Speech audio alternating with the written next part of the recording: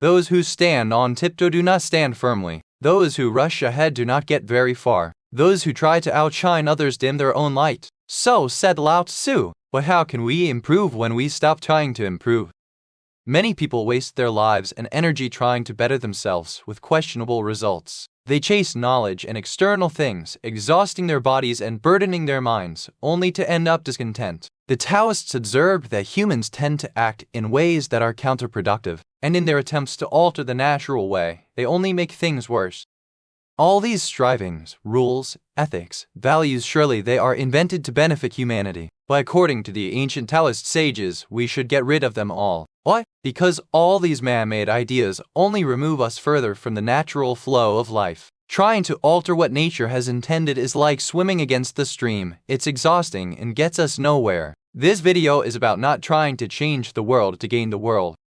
Modern culture teaches us that the only path to success is through constant, aggressive, and fierce struggle. We are told to try harder, work more, never stop. But what really happens? The harder we press on the gas pedal, the faster our car slams into the invisible wall. We end up in a trap of chronic fatigue, anxiety, and endless depressions from which there is no escape.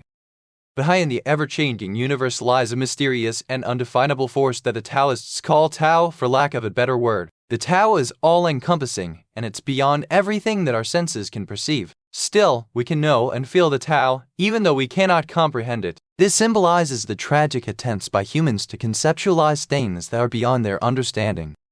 They use names, categories, they select and discern, but fail to grasp what the universe is truly like. So, they create a deception, an artifice that makes life understandable for humans. But by trying to comprehend, they lose the Tao. 5 colors blind the eye. 5 notes deafen the ear. 5 flavors make the palate go stale, wrote Lao Tzu in his work The Tao Te Ching. So, by arranging colors, notes, and flavors, we might enhance our understanding, but we also limit it, as there's so much more outside of these fixed concepts. The same goes for the human tendency to make rock-solid rules for everything, to get a sense of control. Again, we limit ourselves by doing so because the world is ever-changing, and what works today may not work tomorrow. Also, from a sense of solidarity and justice, people create immense bodies of ethics, moral codes, and rituals that form an artificial way of life. Even though the intentions are good, they try to make things work while building their own prisons. The mind loves to arrange everything on shelves, but when you pour the river water into a glass, the water ceases to be a river. It becomes stagnant water. Our society tries to make everything predictable to get a false sense of security. We plan our lives years in advance, forgetting that the universe has its own unpredictable rhythm. When reality doesn't match the plans we've built, we experience stress and rage. The Taoists understood that true strength lies not in building walls, but in being as flexible as water. Water doesn't fight against stone, it simply flows around it, wearing away the hardest rock over time. Thus, every time you try to forcefully control a situation, you lose the support of the universe. We become prisoners of the ego, which thinks it is smarter than billions of years of nature. But real wisdom begins where human pride and vain ambitions fall silent. Let's understand how the mechanism of an action works, which so terrifies our brain. Now, let's talk about the word trying, which robs us of all our energy. I think most of us are familiar with the idea that we should simply act and not try. This idea is closely related to the flow state. In a flow state, one becomes the act, like a dancer who becomes the dance, or the poet who becomes the poem. This is Wu Wei, a concept that can be literally translated as non-doing or doing nothing. In the context of the flow state, Wu Wei translates best as effortless action, because we act in a smooth and painless manner. In the context of this video, however, translating Wu Wei as non-doing or doing nothing fits best. Literally doing nothing is often seen as unproductive and as a useless way of being in which there's no progression. But according to the Taoists, nothing is further from the truth. When we keep in mind that the universe is in flux and in a state of entropy, we'll realize that there's always progression in the natural flow of life. So instead of using force and exhausting ourselves, which is the favorite method of today's culture, we could travel through life much more easily by using intelligence. Because isn't it so that so many times, problems seem to solve themselves? And that by taking action we often make things worse. When we waste our time trying to improve things, we distance ourselves from the natural course. We repeatedly act in ways that are according to the Taoists unnatural and waste our bodies and minds doing so. So, why do we do this? Well, it has a lot to do with how we attribute value to certain things. For example, when we're averse to poverty, but desire money and fame, and when we are averse to being lonely but desire to be part of something. So we try to eradicate the former and increase the latter, while the latter cannot exist without the former. Look at the trees in the forest. They do not try to grow, they simply grow when the time comes. Lightning does not try to strike, it strikes where there is a natural accumulation of charges and necessity. It is only man who gives artificial weight and expectations to his actions. When you shoot an arrow at a target for pleasure, you possess all your skill and are calm. But when you shoot the same arrow for a golden medal, you start to get nervous and make mistakes. The thought of the medal blinds you, and you see two targets instead of one. This means that focusing too much on the result robs you of the very skill to achieve that result. Wu Wei is not passivity, but perfect action without inner confusion and doubt. It is that state where there is no artificial barrier, no I, between you and the universe. And now let's see how this mistake manifests itself in our relationships and in society. Now, how can we bring these ancient theories into the modern world? According to Taoist thinking, in what ways do we modern humans try, while our efforts only leave us with peanuts in the end? Let's explore some examples of how we try using the ancient Taoist scriptures, the Tao Te Ching and the Zhuangzi. The first one is trying to improve the world. Alan Watts, who is a fervent scholar of Taoism, once pointed out that the goody-goodies of society are the biggest troublemakers. Their must-save-the-world attitude often disrupts the natural course, simply because they seek to enforce man-made ideas of what's good and evil. An example is communism, which originally sprouted from a desire to change humanity for the better, based on equality and honest distribution of goods. However, apart from the discussion if this approach is natural or not, the ways in which the communists spread their ideology were absolutely brutal. In the Zhuangzi, we find a story about a man named Yan Hui who asked Confucius for permission to travel to the country of Wei after he heard that it's ruled by an incompetent ruler. Yan Hui wanted to use everything he learned about governance to improve the country of Wei. Confucius, however, discouraged him to do so, not only because Wei's highly disagreeable leader probably wouldn't listen, but also because people, in general, don't like outsiders coming in telling what's better for them from a place of moral supremacy. As Confucius stated, and I quote, "If you do not understand men's minds, but instead appear before a tyrant and force him to listen to sermons on benevolence and righteousness, measures and standards, this is simply using other men's bad points to parade your own excellence." End quote. This only creates more division, more tension, and will unlikely change things for the better in a sustainable manner.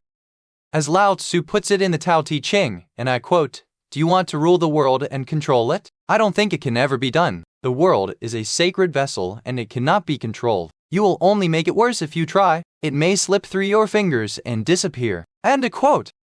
When we try by force to correct someone, we do not accept them as they are now. Our love and help become conditional, which deepens the chasm between people. True change occurs not by preaching, but by personal example and silence. When you yourself become peace, the people around you automatically find their rest. This is why the greatest masters never ran after people to save them. They simply sat in the embrace of nature and people themselves came to them to seek light. Do not try to change the world, change your view of the world, and the world will change in your eyes. Now, let's move on to the second, more personal trap that tortures us every day. Trying to be happy. No matter if it's the pursuit of money, status, fame, power, or knowledge, these ongoing efforts to be happy are the reason why we aren't. We think that we're happy when we've got $1 million in the bank or when we finally publish that book or when our YouTube channels have a 100K subscribers, but this is hardly the case. Sure, we enjoy some momentary pleasure, but that's not happiness according to the Taoists. Moreover, by this pursuit, we exhaust our bodies and minds, while, tragically, never achieving what we're looking for. This is what the world honors: wealth, eminence, long life, a good name. This is what the world finds happiness in: a life of ease, rich food, fine clothes, beautiful sights, sweet sound. This is what it looks down on: poverty, meanness, early death, a bad name. This is what it finds bitter: a life that knows no rest, a mouth that gets no rich food, no fine clothes for the body, no beautiful sights for the eye, no sweet sounds for the ear. People who can't get these things fret a great deal and are afraid this is a stupid way to treat the body. People who are rich wear themselves out rushing around on business, piling up more wealth than they could ever use. This is a superficial way to treat the body. Happiness is not a goal that can be achieved. It is just a side effect of your inner harmony. When you try to catch your shadow, you run forward, but it always remains ahead of you. But when you turn around and walk toward the light, the shadow automatically follows you. In the same way, when you stop pursuing happiness, it finds you at this very second. Modern marketing forces us to believe that we are always lacking something to be complete. A new phone, a new car, a new relationship. We are always living in the future, missing the present. But the future does not exist. It is just a thought in your brain. Life happens only here and now. The Taoists knew that true wealth is not having a lot, but the ability to be content with little. When you recognize your inner fullness, the whole world belongs to you without any conditions. You stop being the beggar of external circumstances and become the king of your life. Now, let's move on to the third trap, which robs us of our individuality the most. Trying to be something else. The Zhuangzi tells us a story about animals and the wind that envy each other for their inborn characteristics. The centipede envies the snake for the fact that it can move without legs, but the snake envies the wind for its ability to travel great distances without having a body at all. However, the wind argues that it takes just a finger or foot to hinder it. All in all, nature has created everything with its own attributes. Nothing is better than the other, only judgment makes it so. Thus, we feel the need to change who we are, just to fit an ideal. White-skinned people try to be tanned, while East Asians try to look more European, brunettes try to be blondes, and blondes try to be brunettes. Also, we try to change ourselves because we want to conform to a man-made standard, to fit in, simply because we're seen as defects when we don't. So, a sixth finger is cut off, just to comply with the five-finger standard. Why can't we just be who we are, the way nature intended us to be? That would be so much easier. Everyone and everything has its place in the whole, and by trying to alter this, we bring the world into disbalance.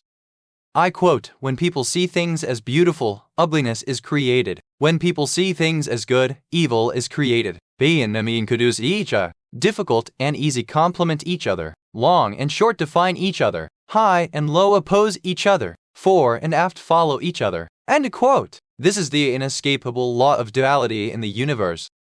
When you try to erase your negative sides, you also weaken your positive force. The lion does not try to be kind, he is simply a lion. The sheep is not ashamed of its weakness. Only man, being born a unique masterpiece, dies as a cheap copy of someone else. Social networks have created an illusion of ideal life that forces us to hate our own reality. But remember the tree that is crooked, the woodcutters do not cut down, and it lives for 1,000 years. But the straight and perfect trees are cut down first. In your imperfection is hidden your protection. And now let's move to the most practical part, how to actually live by all this. How can we put these ideas into practice? The Taoists suggest several things. First of all, the Zhuangzi points to the benefits of taking the middle path. This means that we shouldn't stretch ourselves beyond our means, but stay centered, so we conserve our health and stay close to our own nature. I quote, "Follow the middle, go by what is constant, and you can stay in one piece, keep yourself alive, look after your parents, and live out your years." End quote. The Tao is constant, and one who seeks the Tao unlearns something new every day, according to Lao Tzu. Instead of every day adding something new to your burden, start throwing away what you don't need. Get rid of others' opinions, empty expectations, and your illusion of controlling the world. Only when you reach perfect inner silence will the universe begin to speak with you. Taoists called this the fasting of the heart or cleansing the soul from artificial ideas. When your cup is empty, it is ready to receive the fresh water of divine wisdom. Stop fighting against life. Relax your muscles and allow the current to take you where you need to be. This is not laziness. This is a manifestation of the highest intelligence and trust in the universe. When you stop trying, you start actually living and acting perfectly. Then all your affairs will be resolved automatically, and nothing will be left undone in your life. Cleanse your heart and mind. Let go of the wheel and enjoy the ride. This is the great art of non-trying. If this video helped you find inner peace, share it with those who need it. Thank you for watching. Stay in the flow and allow the Tao to guide you.